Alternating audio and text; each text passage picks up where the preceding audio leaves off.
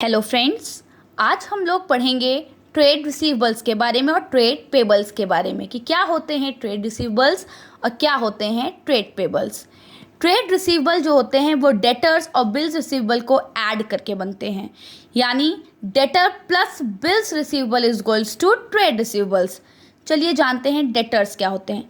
Debtors वो person होते हैं जो कि किसी भी फर्म से कोई भी गुड्स उधार पे लेके जाते हैं और उन्हें प्रॉमिस करते हैं कि नियर फ्यूचर में वो पेमेंट कर देंगे। यानी अगर फर्म ने किसी फर्म या किसी पर्टिकुलर पर्सन को कोई भी गुड्स उधार पे दिया है जिससे कि उन्हें अभी पैसा नहीं रिसीव हुआ है तो उन्हें हम डेटर्स कहते हैं।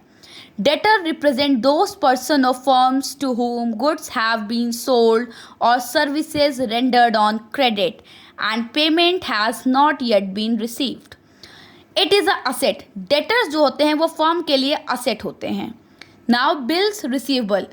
Bill receivable ये जो है बिल्स ऑफ एक्सचेंज के लिए यूज़ होता है। Bills receivable is an accounting term for bills of exchange drawn on debtors और received by way of endorsement from them. यानी अगर किसी पर्सन ने किसी फर्म से उधार पे सामान खरीदा है और उसने उसको प्रॉमिस किया है कि हम आपको फ्यूचर में पैसा देंगे, बट जिस फर्म ने उधार पे सामान दिया है वो एक बिल्स ऑफ एक्सचेंज साइन करा लेती है कि आप हमें ये साइन करके दे दीजिए कि आप इसमें ये लिख रहे हैं कि इस पर्टिकुलर डेट पे आप हमें ये पैसा देंगे। उसी को हम बिल्स रिसीवेबल कहते हैं। ये एक करेंट असेट होता है फर्म का। अब जानते हैं ड्रॉर कौन होता है। Person who draw it. Drawer वो पर्सन होता है जो उस बिल्स ऑफ एक्सचेंज को ड्रॉ करता है यानी लिखता है। ड्रॉई पर्सन हु एक्सेप्ट्स इट। ड्रॉई वो पर्सन होता है जो कि एक्सेप्ट करता है यानी साइन करता है उस बिल्स ऑफ एक्सचेंज को कि हाँ इस पर्टिकुलर डेट पे हम ये पैसा आपको देंगे। अब जानते हैं ट्रेड पेबल्स के बारे में। ट्रेड पेबल्स दो अकाउंटिंग टर्म्स क्रेडिटर और बिल्स पेबल से मिलके बना है। अब क्या होते हैं क्रेडिटर्स और बिल्स पेबल, आइए जानते हैं।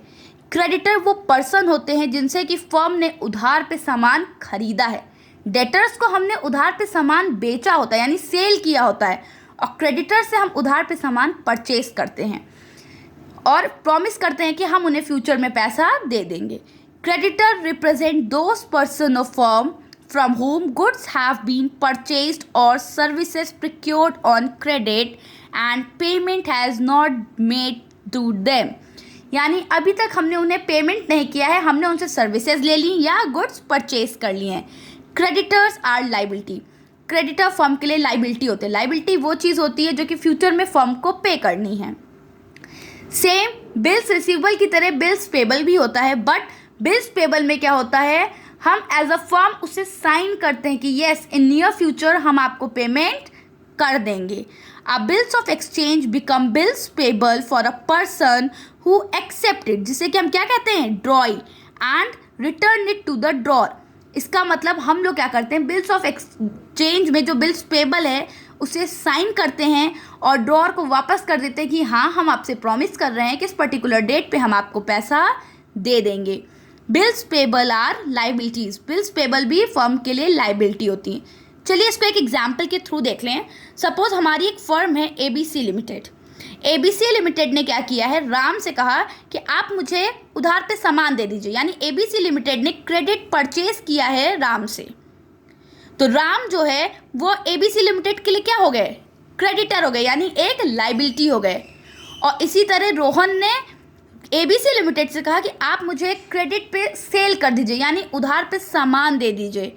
तो रोहन फर्म के लिए क्या हो गया, ABC लिमिटेड के लिए डेटर हो गए। आई होप कि आपको ये चीज़ समझ में आई होगी, और ऐसी ही और अच्छी वीडियोस को देखने के लिए प्लीज़ मेरे चैनल को लाइक करें, सब्सक्राइब करें और शेयर करें। Thank you.